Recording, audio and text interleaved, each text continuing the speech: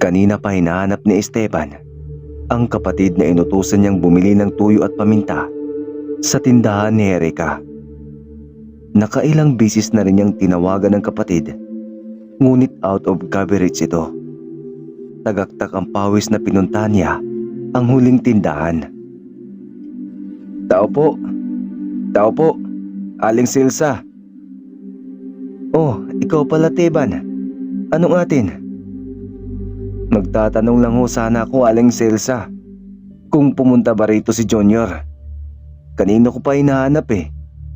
Kulang na lang suyurin kong buong sityo. Pasensya na, Teban, pero hindi ko nakita ang kapatid mo. Baka naman nandyan lang sa tabi-tabi, o di kaya baka nakikipaglaro sa mga kaibigan. Ganun po ba? Salamat o, Aling Silsa.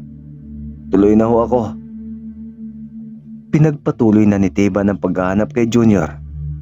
Iba na kasi ang nasa isip niya, lalo pat maraming mga batang nawawala sa kanilang sityo at natatagpuan na lamang na patay na. Wakwak ang tiyan ng mga ito at nawawalang ibang parte ng katawan at mga laman loob nito. Hindi niya inalinta ng mainit na sikat ng araw.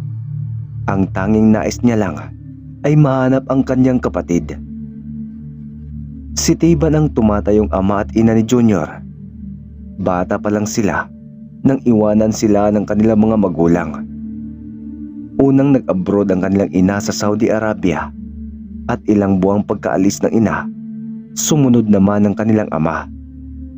Nangako pang mga ito na babalikan sila. Subalit lumipas ang mahigit 10 taon, ni anino ng mga magulang ay hindi na bumalik. Palaging sinasabi ng mga ito na abala sila sa trabaho kapag nakikipag-video call sila sa mga magulang.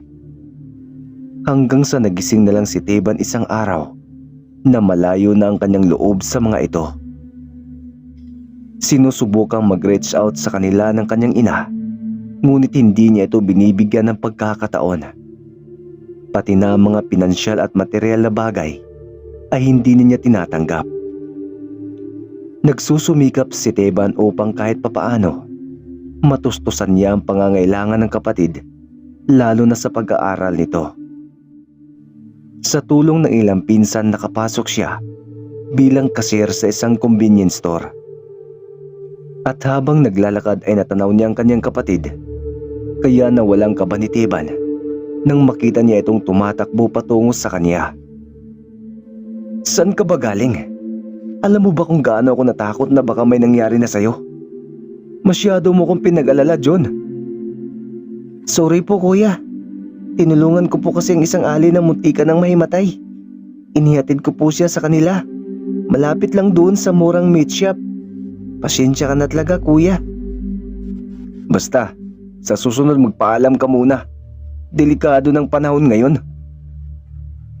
Tumango si Junior kay Teban bilang pagsang-ayon. Niyakap naman ni Teban ng mahigpit ang kanyang kapatid. Hawak niya ang kamay ni Junior at iginiya ito pauwi sa kanila.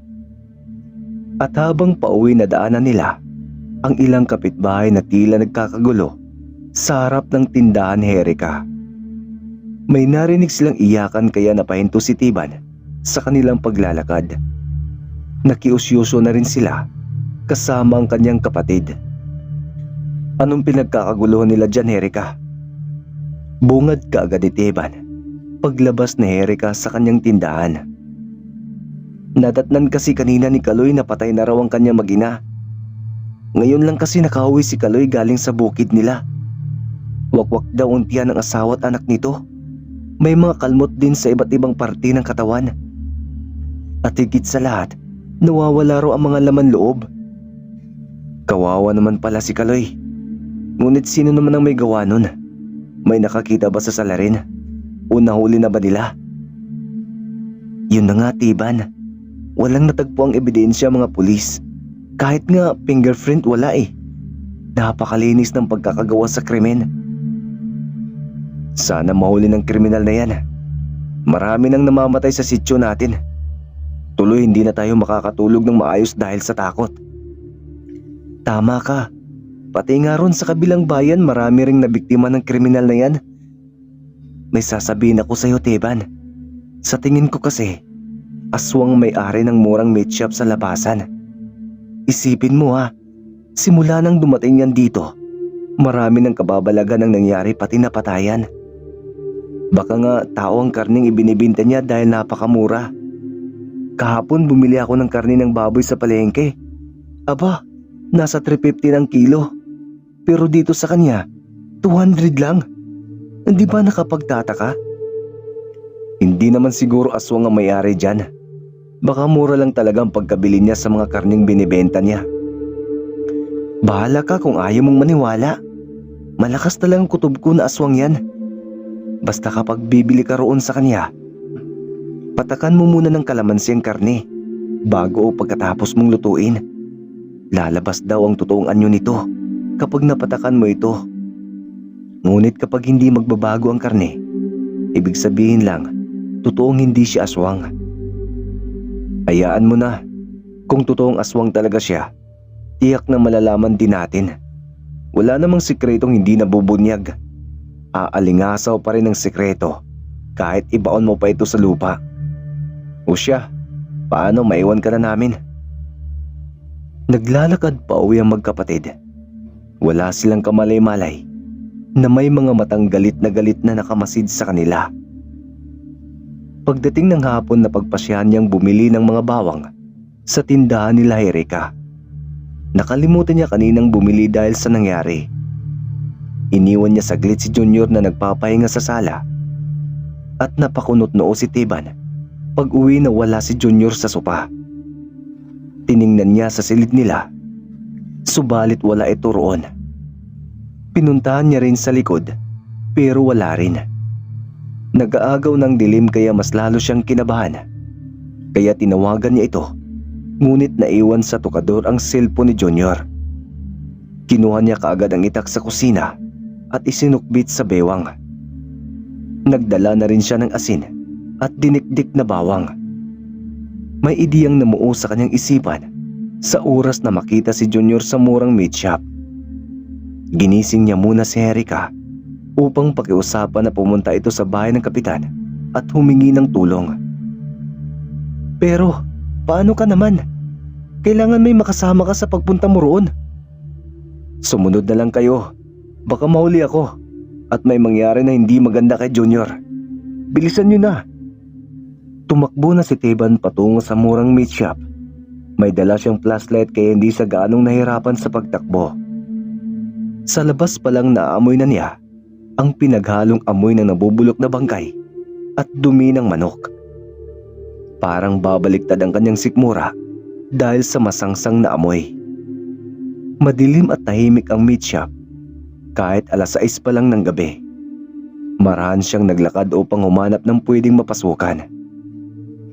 Isang ngiti ang sumilay sa kanyang mga labi nang makita na gawa sa pawid at dayami ang likuran ng meat shop.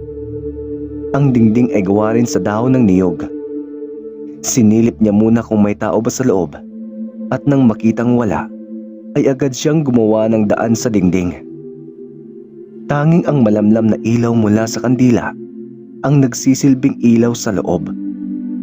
Lumapit siya sa nakabukas na pinto na tila ba nagsisilbing imbaka ng mga karne.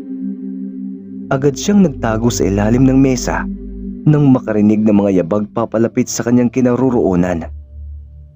Mabuti na lang at may mahaba itong mantil kaya hindi siya makikita. Nakita niya na may hila-hila itong isang bata at pinahiga sa malapad na lababo. Halos madurog ang puso ni Teban sa kanyang nasaksihan sa ginawa sa bata. Pinuto nitong ulo ng bata at isinilid sa bayong. Pagkatapos ay tinadtad ang katawan ng bata na tulad ng mga chop meat na binibenta nito. Kaya hindi napigilan ni Teban ang maiyak sa nakita. Mas lalo siyang natakot sa buhay ng kanyang kapatid hanggang sa iniwanan ito saglit ang ginagawa at lumabas ito ng shop. Nagmamadali namang pumasok si Teban sa imbakan ng karne. Doon laking gulat niya nang makitang 4 na bata, kabilang na si Junior na walang malay. Marahan niyang niyugyug ang mga ito. Subalit si Junior lang ang nagising. Nanginginig na yumakap ito kay Tiban at akmang lalabas na sila nang humarang ang may-ari ng meat shop. At saan niyo balak pumunta? Tatakas kayo? Mga hangal, hindi ko kayo hayaang makalabas dito. Ang mga ulo ninyo, masarap kapag nilalaga. Malaki rin ang kikitain ko sa mga karne ninyo. Bukas darating ang anak ko. Kayo ang aming pagsasaluhan. Matagal-tagal na rin hindi kami nakakain ng sariwang karne ng tao. Sa tingin mo ba, ganoon lang kadali mo kaming mapapatay? Pues nagkakamali ka. At itong para sa'yo, aswang! Sabay saboy ng asin. Umangil ang may-ari sa ginawa ni Teban. Nagpalit ito ng anyo. Tinubuan ito ng mga pangil. Naging kulay pula at mabalasik ang mga mata. Tumubo rin ang mga maiitim na balahibo nito at tumahaba ang mga kuko. Nakangisi ang aswang na tumingin sa kanila ni Teban. Tumutulo pang laway nito habang titig na titig sa natatakot na si Junior. Bigla nitong pinagkakalmot si Teban. Kaya nagpambuno ang dalawa habang pinapatakas ni Teban ang kanyang kapatid. Nadaganan siya ng halimaw at panay ang tulo ng laway nito. Pilit na kinakapan ni Teban ang dinikdik na bawang sa bulsa at isinaboy niya sa mukha ng halimaw.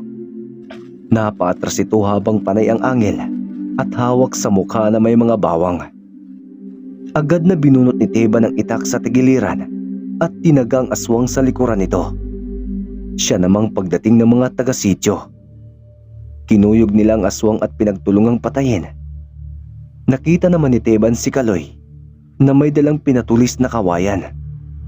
Para ito sa anak at asawa ko! Galit na sigaw ng kanilang kapitbahay at itinusok ito sa puso na nakahandusay na aswang. Unti-unting nanghina ang halimaw hanggang sa tuluyan itong nawala ng buhay.